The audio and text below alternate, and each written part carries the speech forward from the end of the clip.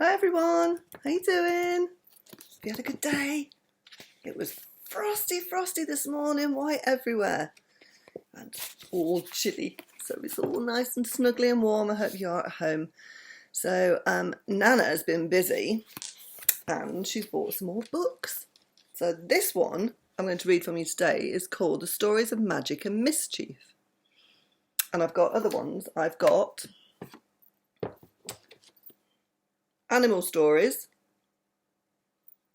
and I've got, ready? Wizards and witches. So I can swap and change, and it'd be really exciting, won't it? But today it's from the Magic and Mischief book, and I'm going to read you a story called The Goblin's Dog. So if you're sitting really comfortably, then Nana will begin. Once upon a time there lived a little boy called Willie. He had a dog named Rover, and they often went for walks together. Rover was fond of Willie, but the little boy was not very kind to his dog. He was supposed to look after him and care for him, but many a time he went off to play and forgot all about him. Rover lived in a kennel out in the yard. It was a nice kennel, but it needed new straw every day. Sometimes Willie remembered, and sometimes he didn't. Rover liked fresh water to drink, but often Willie forgot all about refilling his water bowl. And once poor Rover had no water at all because someone had upset it and Willie hadn't noticed. "Willie, it's cold weather now," his mother said to him one day. "Have you seen that Rover has plenty of good warm straw in his kennel?" "Yes, mother," said Willie, but, he hadn't, and Rover had made his old straw so flat there was no warmth in it at all. So he was cold at night when the frost came. He thought of Willie in his warm bed and how he longed to be able to curl up there with him, but he had to stay in his icy cold kennel.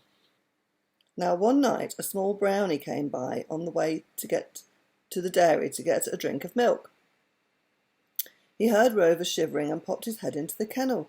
"What's the matter with you?" he said. "You seem very cold. Haven't you any warm straw?" "Not much," said Rover, "and my water's frozen too, so that I can't get a drink if I want to. Willie didn't take me for a run either, so I haven't been able to get warm. Do you think you could bring me some water, Brownie? There is some in the stream not far away." "Certainly," said Brownie. He broke the ice in the bowl, emptied it out and ran to the stream. He came back with some water and put it beside the kennel. "I wish I could get some straw too," he said, "but I don't know where there is any." "Never mind," said Rover gratefully. "Perhaps Willie will remember to get some tomorrow." The brownie went to the dairy and had a drink of milk. He was unhappy because he couldn't forget the poor old dog. He wished he could get some straw. He remembered that the wizard lived not far off, and he thought that maybe he could know how to make straw out of magic. So he went to his house and knocked. A black cat opened the door and the brownie went in. Soon he had told the wizard all about Rover, and the wizard listened and then frowned deeply.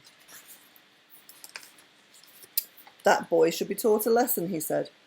He clapped his hands and the black cat appeared. "Fetch the policeman," said the wizard.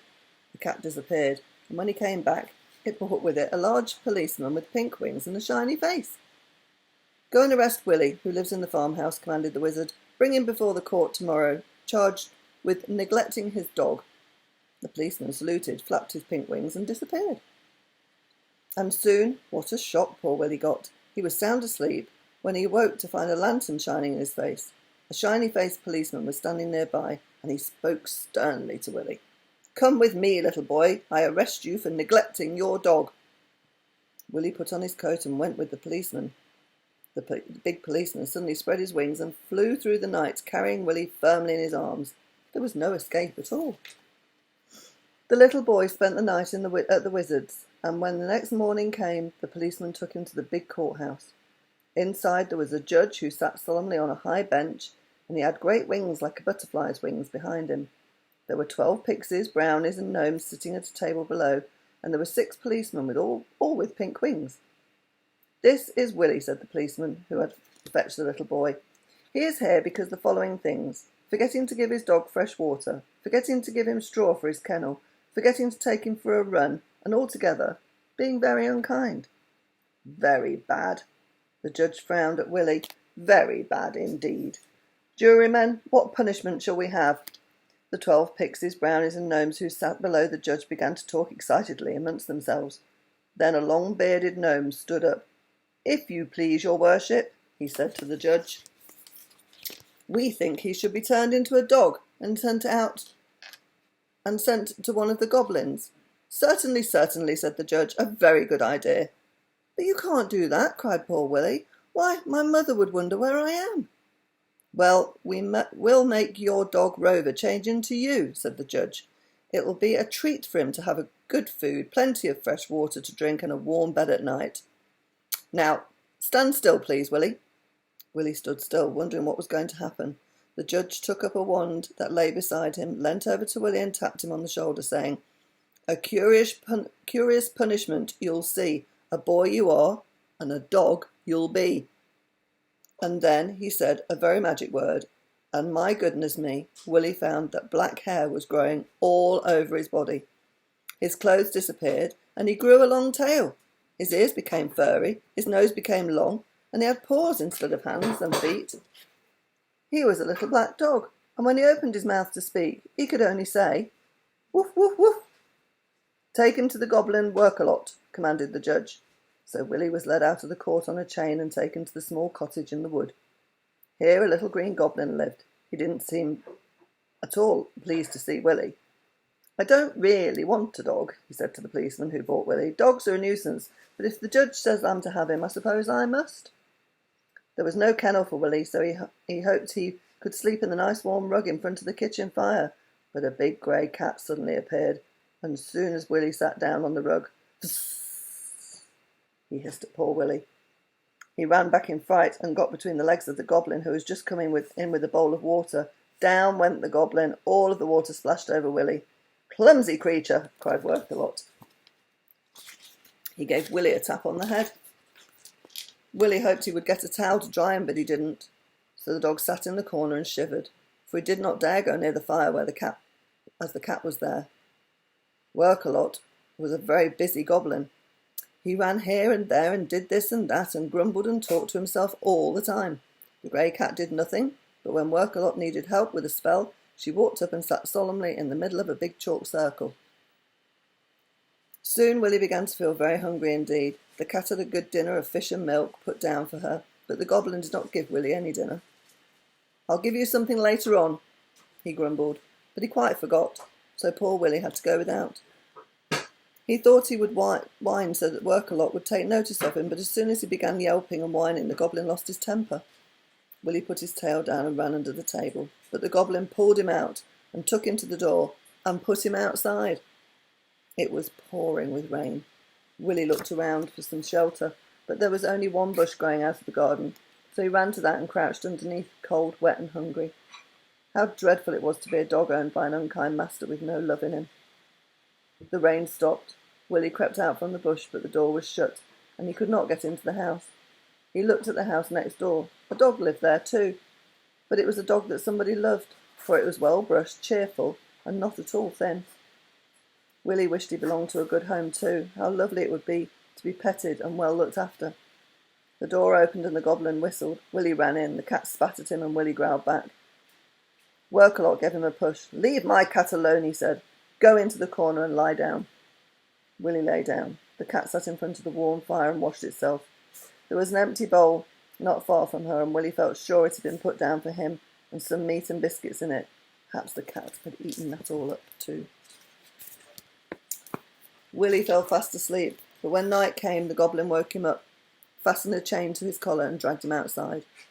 He had put an old barrel there on its side, and the barrel he had put a handful of straw. "Get in," he said to the goblin, "and mind you bark at if any enemy comes."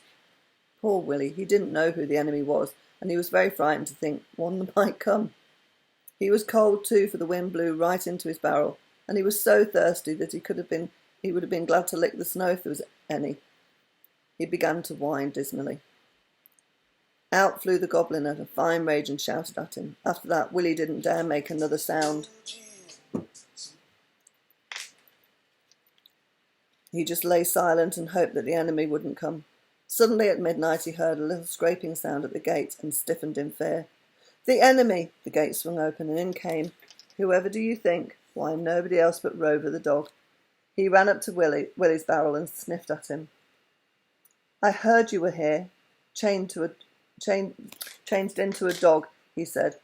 They changed me into you, but I changed back at midnight, and I've come to rescue you. You were never very kind to me, Willie, but I love you and I'd do anything for you. Now keep still, and I'll gnaw right through your collar. Willie was full of gratitude to the little dog, and he kept still, and very soon Rover's sharp teeth had bitten right through the leather, and he was free. Come on, whispered Rover, I know the way. The two dogs sped through the night, and at last came to the farmhouse. You go to your room and get into your bed, said Rover. In the morning you'll be yourself. Willie pushed his way into the house and ran up the stairs. He jumped into his warm bed and soon was fast asleep. And in the morning he was himself again. It's all very strange, thought Willie as he dressed. How kind Rover was. How awful it was to be a dog belonging to an unkind master. I have been unkind to Rover often. I never will be again. He ran down into the yard, and Rover was in his kennel. He wagged his tail. Rover, Rover, said Willie, putting his arms around the little dog.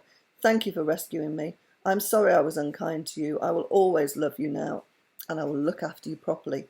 And so he did. Rover has a warm kennel, plenty of fresh water each day, good food, and a fine walk in the morning, with lots of pats. He is very happy, and I do hope your dog is too. Well, I know you haven't got a dog, but Nana and Grandad might be getting a dog soon. So we will look after that dog really, really well, won't we? So that was a good story. I enjoyed that. I enjoyed that Magic and Mischief book. So I can't tell you what I'm going to read you tomorrow because I don't know. I need to look in the other books and see if there's anything really interesting. I love you loads, and I will speak to you later. So I love you, Torben. I love you, Atty. I love you, Ruby, and I love you, Max. Be really, really good, and I'll see you tomorrow.